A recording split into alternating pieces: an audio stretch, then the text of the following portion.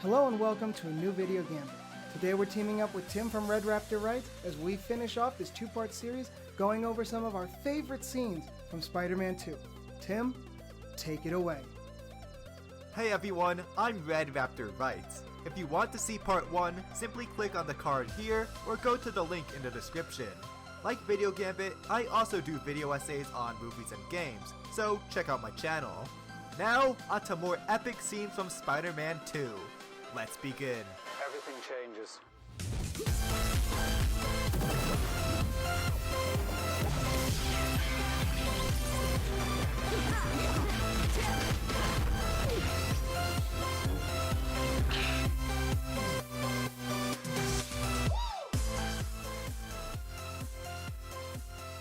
Okay, so kicking off round 2 is the Hold On scene. Hold On is the song by Jet that comes on while Peter is trying to attend Mary Jane's play. This scene that I'm just gonna call Hold On is a perfect example of why we're making this list, because it's a brilliant scene that gets overlooked in so many reviews and video essays and analyses.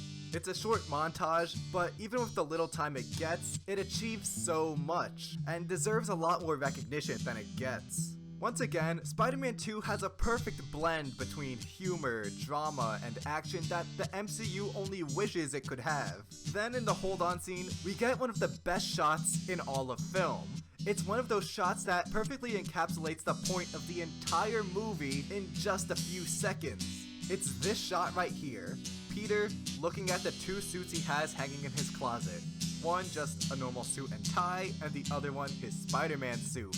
It's a perfect example of visual storytelling, of how Peter is torn between the two lives he has, the two suits. There's his normal life as Peter Parker, and then his life as Spider-Man.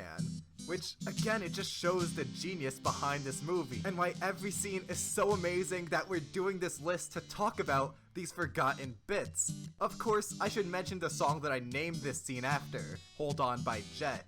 Not only is it a catchy, meaningful song, but it suits this movie perfectly. It's a song about, well, being a failure, and wishing that you were someone else, but telling you that it's still okay to be yourself, even when your world is collapsing around you.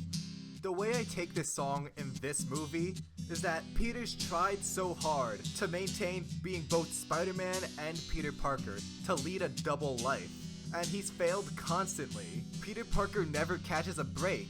But Hold On is a motivational song, telling him that even when everything is going wrong, to hold on, to keep fighting, to keep being Spider-Man and doing the right thing. So not only is it a good song on its own, but it perfectly fits Spider-Man 2.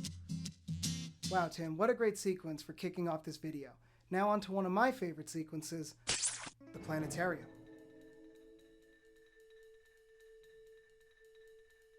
The Raimi trilogy as a whole is a great showcase for how Sam Raimi was able to masterfully balance both comedy and drama.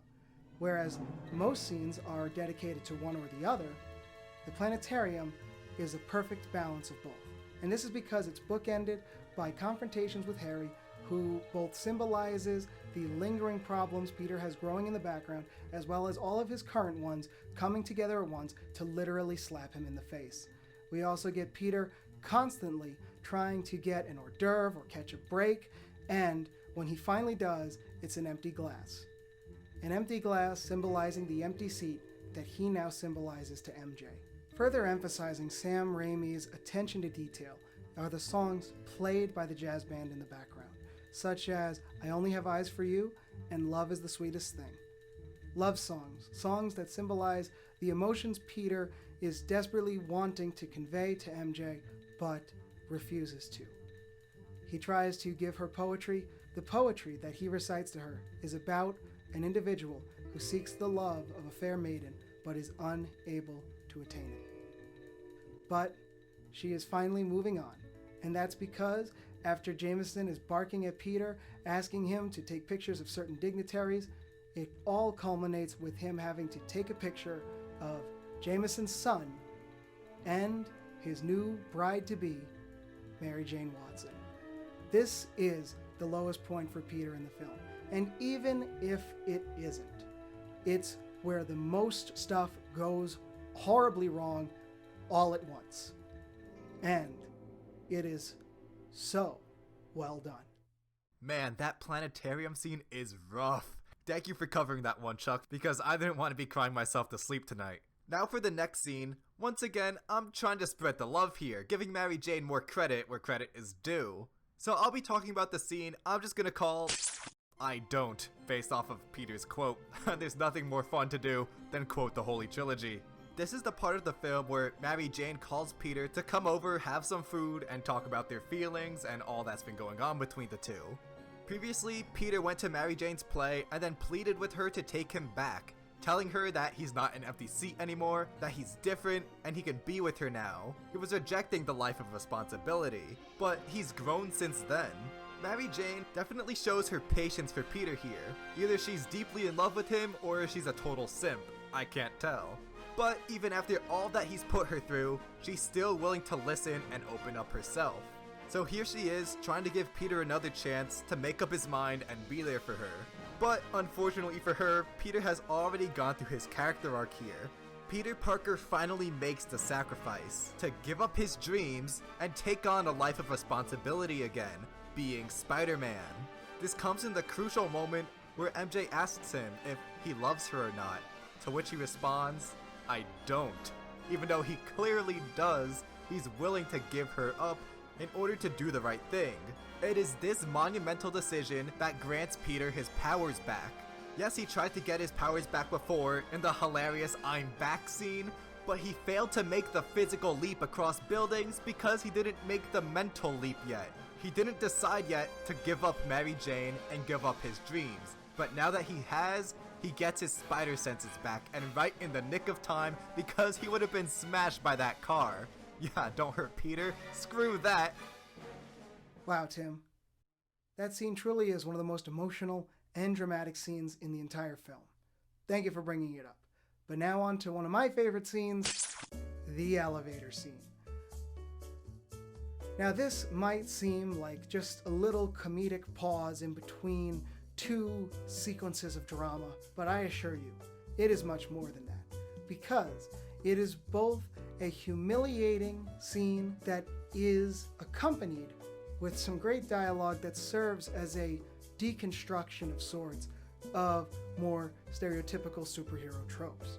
For example, we get Spider-Man talking about the parts of the suit that are a bit more uncomfortable than others, which is funny because we always look at these people swinging around in tights and we never stop to think how it would actually feel to wear one or achieve that desired shapeliness that they provide. And to hear that it does have its drawbacks and isn't all just colors on paper is hysterical. Also, if you haven't seen Spider-Man 2.1, it is an inferior cut of the film, but this scene in particular gets extended and it is very funny as the other gentleman in the elevator tries to provide Spider-Man with certain marketing ideas that might help his brand, such as a cologne branded Thwip. It's hysterical. I remember when we were aching to watch some Spider-Man 2, so we bought it digitally, but what we didn't know was that there was a thing called Spider-Man 2.1, which added so many weird scenes, like how they changed the elevator scene. Yeah, that was weird, but that was hilarious. Next up, I'll be talking about the final scene in Spider-Man 2, which I'm labeling again after a quote because Raimi quotes are the best. Standing in your doorway. This is where Mary Jane ditches her own wedding with John Jameson to go and be with Peter Parker. Presumably she runs all the way to his apartment, somehow dodges Mr. Dickovich and his rent talk, and then arrives in Peter's doorway. Once again, I gotta say how Kirsten Dunst is so underrated in these films, and her character as Mary Jane as well. This is MJ at her most proactive. Peter has already decided that he didn't want to be with her. He lies about not loving her, but then when she finds out he's Spider-Man, he tells her that they can never be together for her own safety. But she isn't taking this answer sitting down. MJ finds herself unhappy with John Jameson, not wanting to marry him, so she takes matters into her own hands, ditches that sucker, and pursues her own happiness. Thomas Jefferson would be so proud. Even though it would be dangerous, even though there would be threats, and even though Peter can't always be there for her, she'd still rather struggle for her own happiness than be content with a boring astronaut guy. Not only is it a great scene for Mary Jane, but also for Peter as well. He's completed his character arc, he's saved the city, and he's sacrificed everything, but it's here that the film awards him for his growth, for not being selfish and doing the right thing. Now, I'm not saying that Mary Jane as a woman is a reward or an object to be won, but thematically speaking, Peter did the right thing, so he's gifted. Karma, congratulations. After having the suckiest life for about 2 years now, he's given a shot at happiness with Mary Jane. He's given his lifelong dream because he was willing to give it up. And all this greatness culminates in a final swing that solidifies his growth and change throughout the movie, and how happy he is now to be Spider-Man once again. But it also foreshadows what their relationship is going to be like. Peter swings off triumphantly as Spider-Man, but Mary Jane is left at the window, just waiting for him to come back, kinda looking lonely. She's happy, but it's a sacrifice she has to make. The ending of Spider-Man 2 is truly epic. But moving on to a scene that is perhaps the complete reverse. The hospital scene. Now, Sam Raimi really getting back to his roots as a horror director, completely fills this sequence with sometimes cliche, almost cheesy, but still effective horror tropes, such as people being dragged backwards across the floor, or the presence of chainsaws. But this scene is very important for 2 reasons. One, it characterizes the arms because it shows that they have a sense of self-preservation, not just for them, but of their host, Dr. Octavius. 2, this scene is flavor.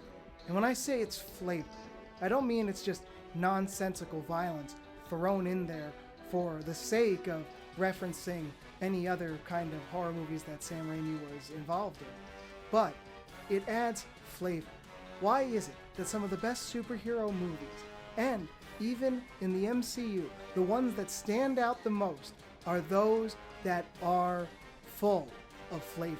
Ones that are actually other movies disguised as superhero movies, such as Captain America: The Winter Soldier, which is a political thriller disguised as a superhero movie, or Guardians of the Galaxy, which was stylized with the late 70s and early 80s retro vibes. These are the ones that stand out because directors decided to add flavor to them. And this is something that was unfortunately lacking in Spider-Man 3 if you watch the trilogy together. Spider-Man 1 and Spider-Man 2 had those little pepperings of horror elements that added Sam Raimi's personal touch to these films. And it gave them character, and it made them stand out in a way that they are still remembered fondly, even to this day, despite how cheesy it may seem looking back. Just as scary as that tentacle hospital scene is old people. Man, that was a terrible transition. Here in this list, I have to give credit to Aunt May. But here's the thing. Aunt May has so many emotional scenes throughout this movie that she would have taken up so much of the list and kicked out a bunch of other great scenes that deserve recognition too. So I'm going to take all these emotional Aunt May scenes and just cram them into every Aunt May scene. Every time she's on screen, it is so impactful and gripping.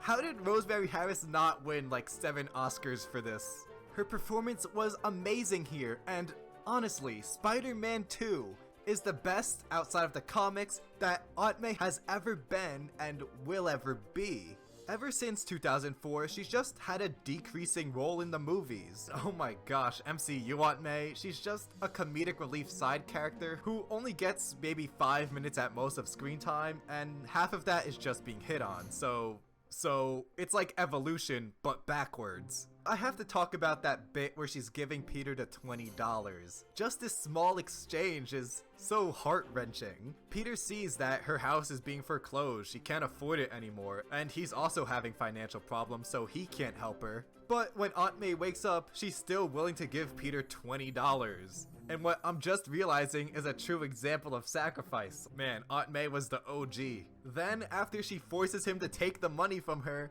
She talks about how it's been nearly 2 years since Uncle Ben was murdered, and contemplating what she would do if she were face to face with the person responsible, not knowing that she is face to face with the person responsible. And Peter's reaction here is so perfect. He could barely look her in the eyes and he's tearing up like he knows he's the one who caused her husband to die, and he's watching her beat herself up over it. Then, much later in the film, is the scene I'm gonna label "I'm responsible," where Peter relieves the burden of guilt from Aunt May, telling her that he's the one, not her, who was responsible for Uncle Ben's death. She's been beating herself up this whole time because she pushed Uncle Ben to drive Peter to the library when Peter wanted to take the bus. But for this whole 2-year period, she didn't know that Peter didn't go to the library. He went to wrestle instead.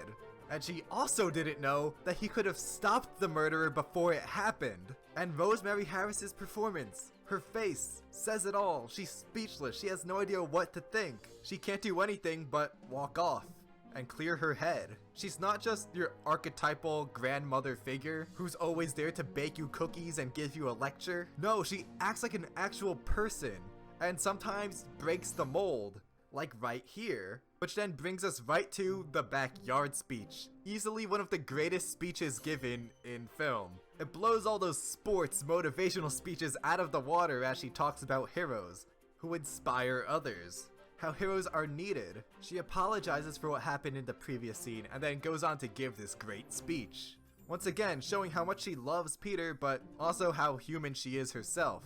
And this all just makes me wonder why these scenes aren't mentioned more. How am I supposed to live with hot MCU Aunt May after seeing this? Wow, Tim. I feel like you're kind of cheating with that one there, but I can't disagree. Aunt May, played by Rosemary Harris, is truly amazing. But now, moving on to the scene I like to call Doctor Strange. Now, once again, referencing the MCU, earlier MCU films shied away from the comic book names of certain characters. You never heard Ironmonger called Ironmonger. You never heard Abomination being called Abomination. It wasn't until you got to films like Captain America and Thor where you had the villains or almost anybody called by their true comic book names, at least the more silly ones, like Red Skull and Loki. Because at this point they finally started embracing the more comic book side of what they were adapting. But then as we progress, we move on to even crazier characters like the Collector or Thanos. But here was Spider-Man back in 2004 doing it all before it was cool. And in a way that was both logical and funny to watch. Because we had Jameson and Hoffman going back on ideas on what they could name these villains in order to create more interesting headlines. And that is genius. And they even make fun of the irony of Doc Ock's name, Dr. Otto Octavius, and saying, ending up with 8 limbs. What are the odds? Hoffman! Yeah. It really is another one of those brilliant deconstructions that brings realism and comedy in a sensible way into these films. Plus, this scene also gave us one of the best memes we've ever had.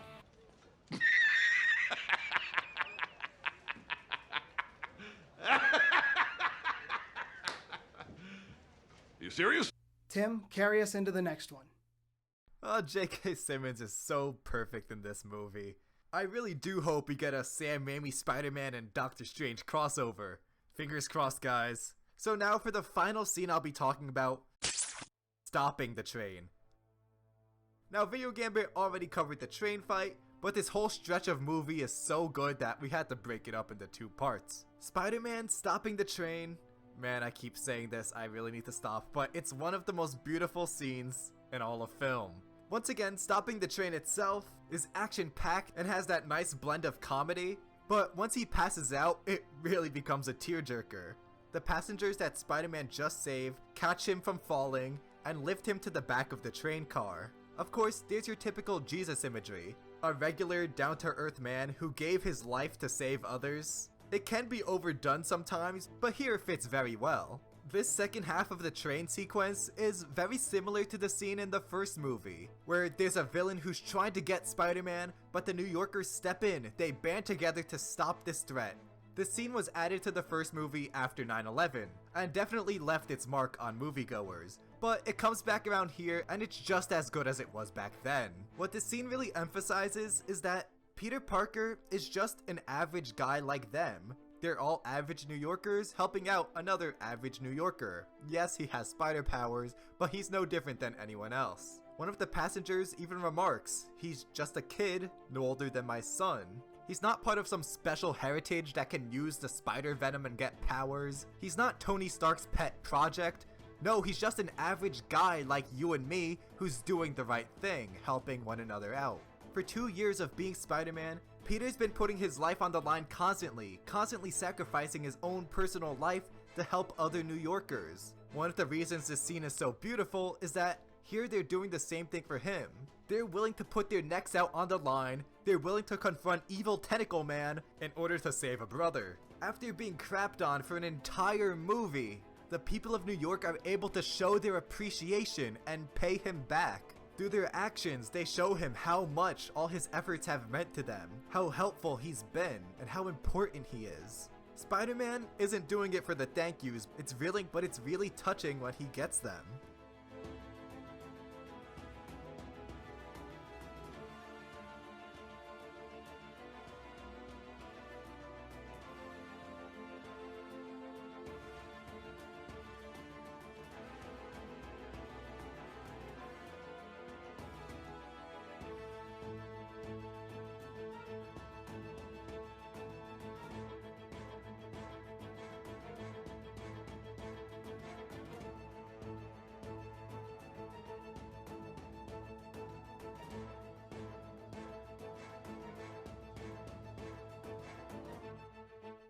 Thank you, Tim, for addressing the epic conclusion to the fight sequence that I addressed back in part 1.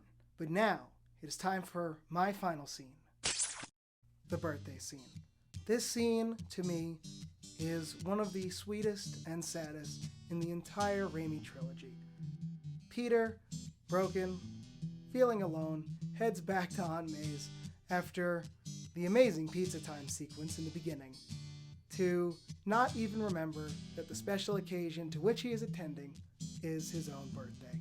It also serves as a bit of catch-up for where our characters are after the ending of the first film. We've already seen what's become of Peter. He's struggling to keep more than one job, from one of which he just got fired. We see Harry growing more and more bitter about the death of his father and wanting revenge on Spider-Man, and asking Peter that if he knew who Spider-Man was, would he tell him? This is amazing foreshadowing for both the conclusion of this film and for what would be an amazing third film with Harry as a primary villain.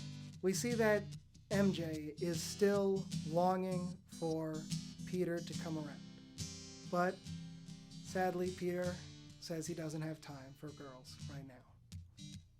Most importantly, what I like about this scene is that it's one of the few instances in the Raimi trilogy where we get the sense that our classic trio, Harry, MJ, and Peter, are still the best of friends. Because you don't get to see the three of them in the same room in a positive light, really at all. There's only one or two scenes that actually make me believe that these characters were friends growing up in middle school, high school, and this is one of them. One of the only others being the twist scene from Spider-Man 3. Still love it, but it's so sweet and endearing. But the light of this friendship shines bright and helps bring even more emotional weight to the trilogy, and especially to Spider-Man 2. Thank you, Video Gambit, for having me. It's been such a fun time. I jump at any chance to fangirl over Raimi's Spider-Man trilogy. I hope we can collab again sometime soon. And remember, Epic viewers, to check out my channel for more Spider-Man content. Yes, Tim, that was a lot of fun. Thank you for having me on your channel as well. And remember, you're welcome here anytime for any future collaborations or just to have fun. Please, if you want to see part 1, check out Red Raptor Writes channel, and if you want more amazing content, Check out other channels associated with Plot Twist Entertainment, such as Sky Films and Cartoon Connoisseur, and I hope to see you next time at my next video gambit. Thanks for watching.